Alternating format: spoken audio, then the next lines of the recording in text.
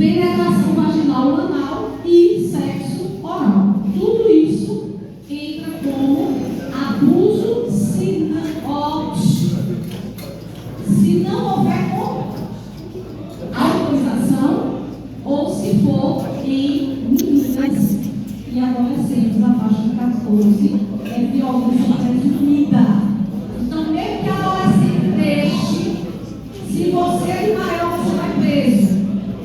Entenderam, meninos? Presta atenção. Menor de 14, violência presumida. Mesmo que a menininha, lindinha, tenha venha cá, se depois ela for para a delegacia, você vai preso. Tá? Tá, senhora? Vamos lá. Vamos lá. Qualquer pessoa, independente de gênero, idade, raça, classe social, pode ser vítima de violência. Porém, infelizmente, no nosso Estado brasileiro, ainda há prevalência em relação ao racismo, né? Ou seja, meninas negras ainda são mais estupradas do que as meninas brancas, o que é um absurdo em pleno século XXI, tá, gente? Mas isso é um dado estatístico. Em decorrência de preconceitos e discriminações e negação de direitos, meninas indígenas, periféricas e com deficiência de vários tipos também estão entre as maiores vítimas de violência no nosso país. Sobretudo violência de gênero. O que é a violência de gênero? Eu vou violentar simplesmente porque é mulher. Tá, gente? Nós temos também uma violência significativa que é contra a comunidade LGBTQIA+, né? Mas essa gente trata no momento. Pode ir. E aí, ó, o que eu me antecipei para vocês. Síndrome de Estocolmo. Já ouviram falar disso? Não. Pois vamos ver agora. A síndrome de Estocolmo nada mais é do que a vítima de um abuso, ela simplesmente se apaixona, se torna dependente psicologicamente falando do seu abusador. E aqui, minha gente, quando isso acontece, aí é que os índices de denúncia vão por água abaixo. Isso pode acontecer ou porque a pessoa vivia em um abandono afetivo grave, e aí o simples fato desse abusador, diante do jeito como ele envolveu essa vítima, fez com que ela se envolvesse com ele, ou porque simplesmente a fragilidade psicológica dela é tão grande que ela, para negar o ocorrido, prefere sobrestar e viver dentro dessa situação, tá? Então, é caracterizado por um estado psicológico de intimidação, violência ou abuso que a vítima é submetida pelo seu agressor. Porém, ao invés de repulsa daquele ato, né, ela simplesmente cria esse ambiente de simpatia, empatia, de dependência, formando esse laço emocional com o seu algoz. E isso aqui, minha gente, é de muito difícil trato para a superação, né? Então, ó, não é raro que vítimas de abuso sexual desenvolvam essa síndrome, né? E entendem o abusador como uma forma de carinho. Imagine. Aliás, eu já acompanhei vários relatos de vítimas que diziam assim, mas ele dizia que me amava. Né? Olha, ele dizia que eu era a coisa mais importante da vida dele. E isso, minha gente, vai criando uma dependência emocional nessa vítima, que muitas vezes, por ter um passado de negação, né, de rejeição, se torna refém do seu próprio abusador. Tá? Pode passar aqui. A maioria dos casos de abuso não é denunciado. Qual é o problema do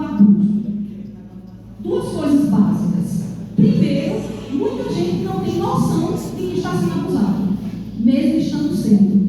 Vocês sabiam que tem muitos namoradinhos que abusam das namoradas? Sim. Tem alguma namorada abusada aqui?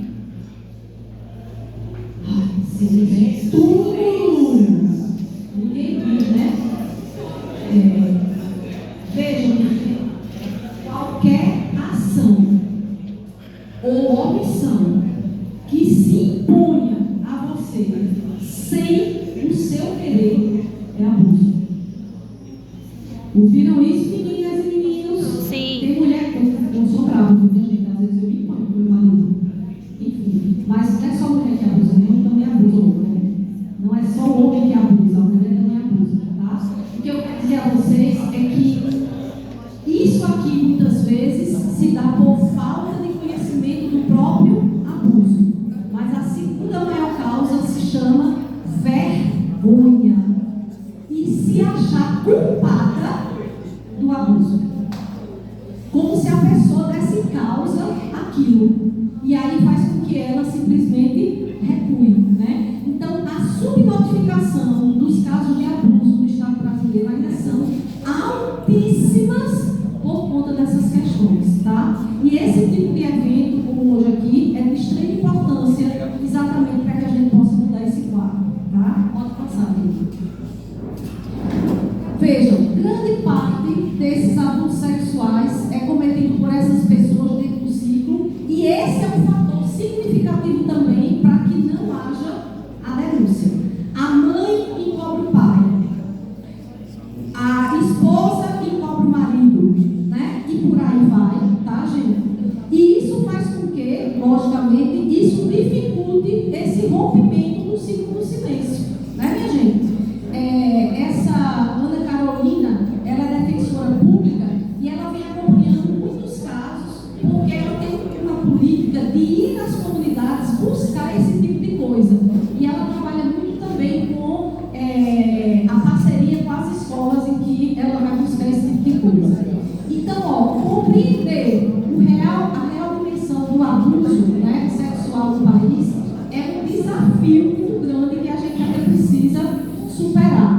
Uma vez que a violência sexual é bastante subnotificada, como eu acabei de dizer. Estima-se que apenas 10% dos casos são revelados. Gente, 10% significa dizer que 90% fica sem punição, fica sem denúncia.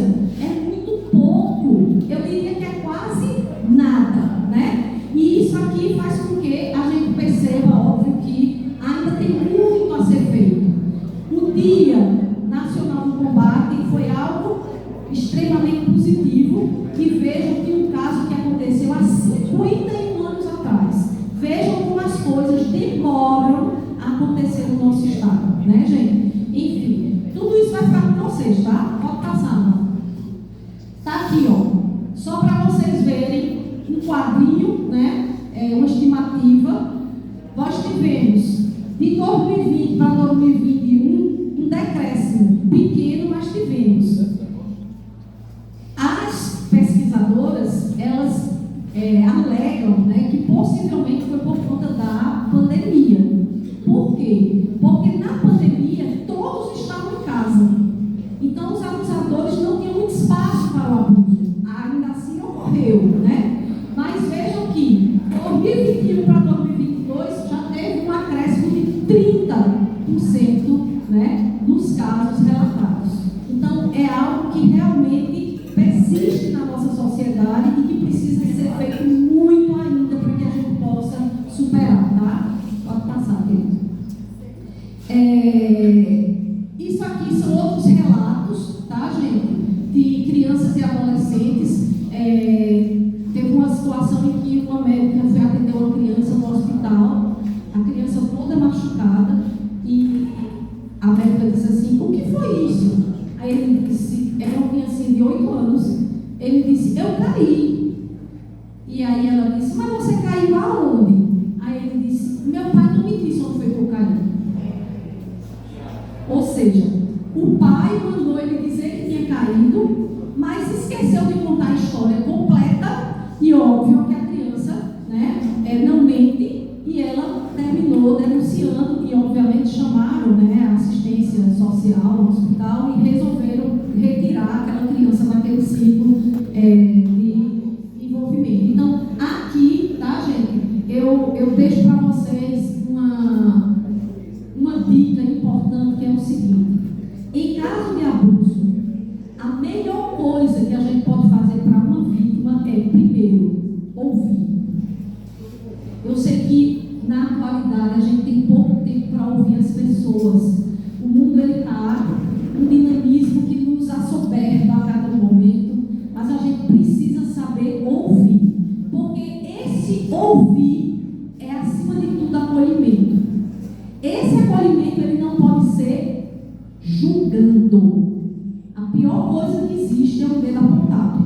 Você já está cheio de problemas, cheio de drama, e chegar alguém para lhe contar alguma coisa e você fez isso, pronto, recusou, aquela pessoa nunca mais vai falar sobre aquilo, né? Então eu coloco aqui que o essencial é que ela tenha sua história acolhida e acreditada, sem julgamento, né? E a partir daí que se possa chegar ao melhor caminho de ajudar aquela vítima na sua situação, tá, gente? Isso pode ser por uma coleguinha que leva para o diretor da escola, ou que leva para o professor, ou que, né, busca uma assistente social, a psicologia, né, o quadro de psicólogos no colégio, enfim, a acolhida é a melhor coisa que a gente pode fazer diante de um abuso, né, para só então depois tomar as atitudes sempre em conversa, em diálogo com essa vítima. Pode passar, querido. Possíveis sinais de abuso. Olha, isso aqui é importantíssimo, gente. Pode ser que esteja acontecendo abuso aí junto de vocês e vocês não estejam se apercebendo, né? Surgimento de medos e rejeições, principalmente o de ficar sozinha com algum adulto específico. Olha, uma criança que corre de uma pessoa, gente, tem alguma coisa errada. Acende um sinal de alerta porque está errado, né? A criança vai, com certeza, querer fugir do seu abusador. Seguir realizando frequentemente uma determinada atividade, ou seja, a pessoa fica ali fazendo uma coisa para não ter que fazer outra. Pode ir atrás se tem alguma coisa errada. Comportamentos regressivos. Então a criança já não chupava chupeta, volta a chupar chupeta. A criança não fazia mais xixi na cama, volta a fazer xixi na cama. Pode ir atrás que tem alguma coisa acontecendo, porque esse sinal de regressão não é normal. Comportamentos agressivos, como machucar animais ou automutilação. Eu já sofri automutilação. Certo, gente? Pode ir atrás que tem alguma coisa acontecendo com essa criança, né? Evasão escolar ou queda brusca do rendimento. Lógico, a pessoa não se concentra, a pessoa não tem vontade, né, de fazer nada, porque ela está vivendo o drama dela. Isso tudo é sinal, tá? Tem vários aqui, ó. Sinais físicos, como hematomas, né? Explicações claras para terem ocorrido aquele hematoma, como essa criança caiu, não sei. Não disse onde foi que eu caí, já morreu, né? Enfim, vermelhidão nos órgãos genitais, corrimento em criança que não é normal, né? Gravidez precoce, doenças sexualmente transmissíveis, né, minha gente? Tudo isso é sinal de abuso, tá? Pode passar aqui. E a importância da escola, imensa, tá, gente? Apesar de eu ter dito a vocês que a rede, né, de ajuda, ela deve ser integral, né? Casa, escola, governo, enfim, todos. A escola tem um papel fundamental. Por quê? Porque ela está aqui para educar, para criar, para orientar. Então, é um caminho de diálogo com essas pessoas que, portanto, poderá ter esse aval de abertura junto desses jovens, né, gente? Eu coloco ali, ó, identificar, acolher e não se omitir. Esse é o papel da escola, tá, gente? E é muito importante, né, dentro desse contexto, é o que vocês estão fazendo hoje aqui com esses jovens. Pode passar, querido. Isto aqui são alguns relatos que vocês vão poder ler depois, que eu não vou ler. Pode passar.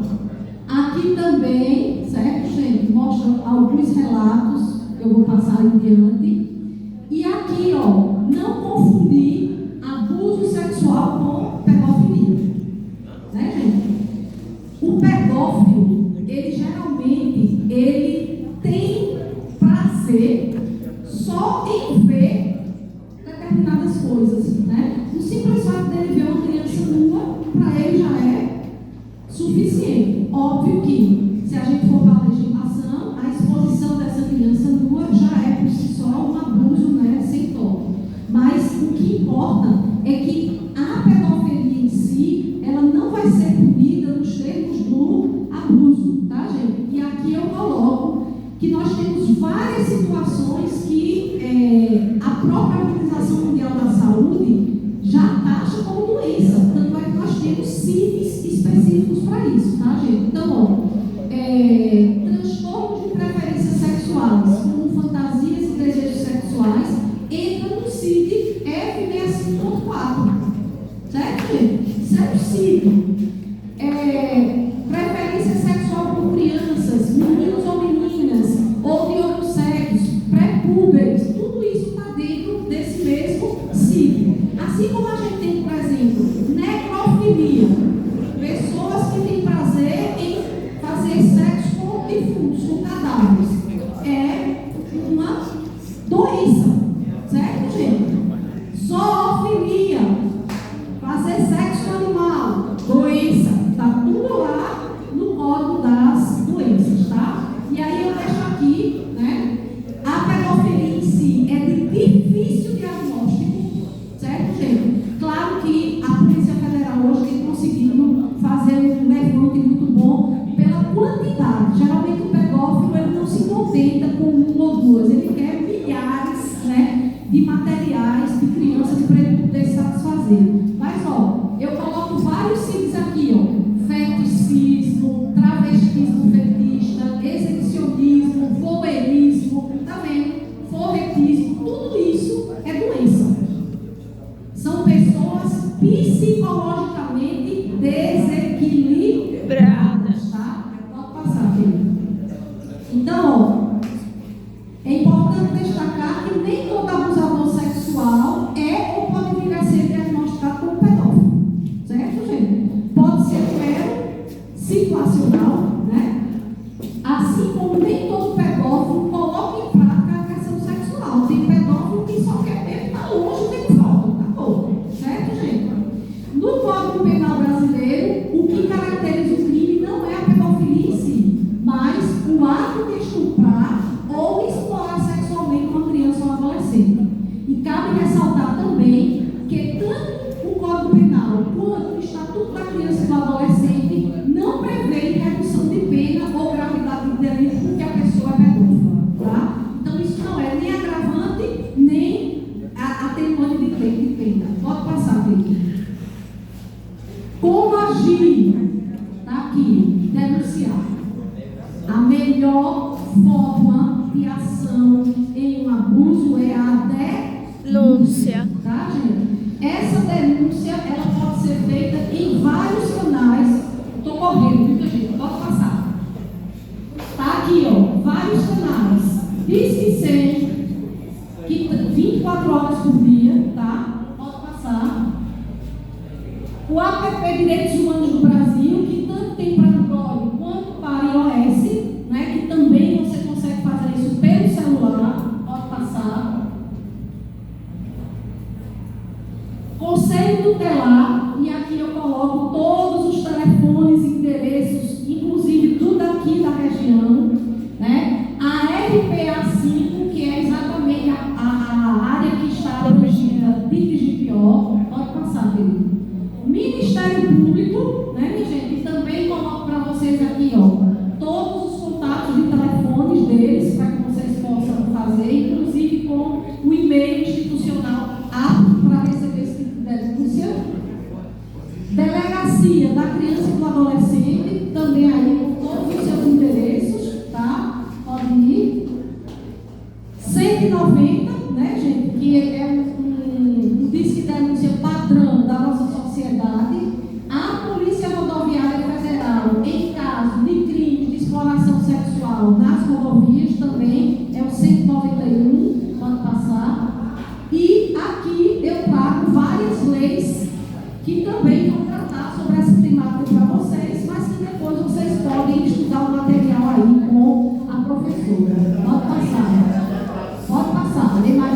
venha. Aqui eu trago os tipos penais, tá? Todo mundo indo embora. Oxi. Estupro de vulnerável, pode passar, querido. Favorecimento de prostituição, pornografia infantil, pode passar. O prazo para denúncia, isso é muito importante. Veja, vocês vão ficar com o material completo aí para vocês, viu? Depois eu quero saber se estudaram. Em 2012, a Lei 12.650 estabeleceu que a vítima do abuso terá até 20 anos após a maioridade.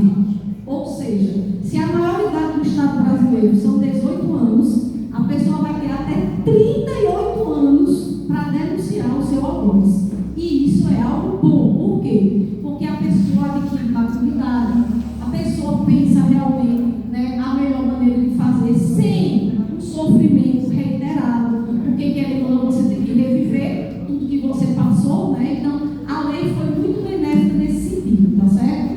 Pode passar. E aqui é o meu encerramento, que eu digo para vocês. Cada cicatriz que temos é a confirmação de que uma ferida sara. Cicatrizes são marcas de superação que só um verdadeiro guerreiro possui.